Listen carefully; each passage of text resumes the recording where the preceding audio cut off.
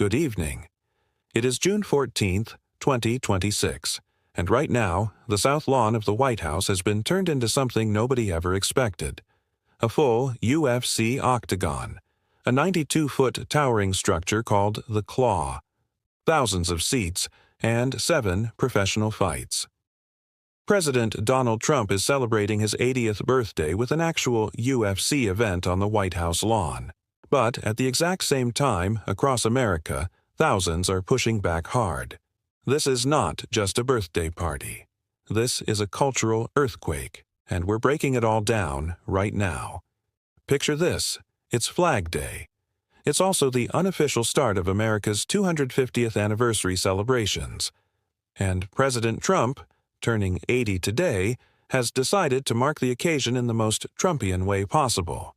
He's bringing UFC to the White House. The event is called UFC Freedom 250, 7 fights on the card. The main event features current champion Ilia Topuria taking on Justin Gaethje. They've built a massive temporary arena on the South Lawn. We're talking cranes, thousands of lights, a gigantic structure that stands nearly 100 feet tall, and an octagon right in front of the White House. 4,000 guests are expected inside.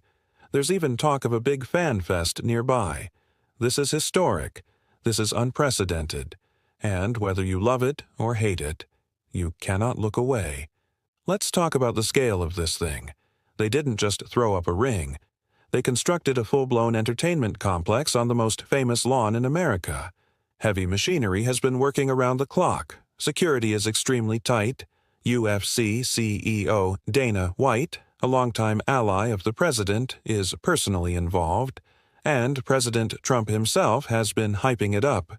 Supporters are calling it the ultimate celebration of American strength and fighting spirit. They say this is bold, unapologetic energy that makes Trump different from any other president. Critics are calling it everything from tacky to an embarrassment. Some even filed last-minute lawsuits trying to stop it. And here's the twist. Weather reports are showing possible rain and storms tonight. But the show is still going on. Can you imagine the visuals? The White House glowing in the background while 2 fighters go to war in the Octagon just steps away. This is going to be one of the most talked-about images of the entire year. But while the Octagon is being built on one side of Washington, a very different kind of energy is rising across the country. The No Kings movement has chosen today, Trump's 80th birthday, to launch a major counter-event. Their centerpiece is a star-studded 90-minute concert in New York City called Rise Up, Sing Out, a concert for the First Amendment, featuring legends like Bette Midler, Patti Smith, Jane Fonda, Rufus Wainwright, and Joy Reid. It's streaming free nationwide, with watch parties happening in cities across America. Organizers say this is about pushing back against what they call strongman politics and executive overreach.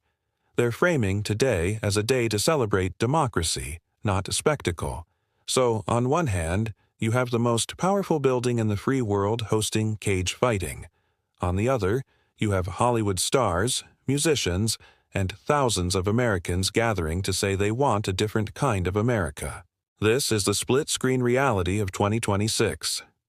2 completely different visions of power, celebration, and what this country should look like, happening on the exact same day. Now here's why this matters beyond just one night. This event is a part of the bigger America 250 celebrations leading up to the country's 250th anniversary next year. Supporters see it as a proud, patriotic kickoff. But the intense backlash shows just how polarized things remain. For Trump's base, this is peak Trump. Bold, different, unafraid to shake up traditions. For his critics, it's further proof that norms are being broken in ways they never imagined. And for everyone watching around the world, it's another reminder that American politics in 2026 is never boring. It's loud, it's visual, it's emotional, and it's constantly blurring the line between governance and entertainment. Whether this becomes a legendary moment or a controversial one, one thing is certain: people will be talking about this for a long time. So, tonight, as the lights come on over the White House South Lawn and the first fighters step into the Octagon, America will be watching two very different stories unfold at the same time. One of celebration and spectacle, one of resistance and pushback. This is what 2026 looks like. What do you think? Is this the kind of birthday celebration you expected from a sitting president? Or has it gone too far? Drop your thoughts in the comments right now. I want to hear from both sides. If you're new here, hit that subscribe button and turn on notifications. We're covering the biggest stories in American politics every single day. Thanks for watching. I'll see you in the next one. Stay informed and stay ready. Because in this country right now, anything can happen.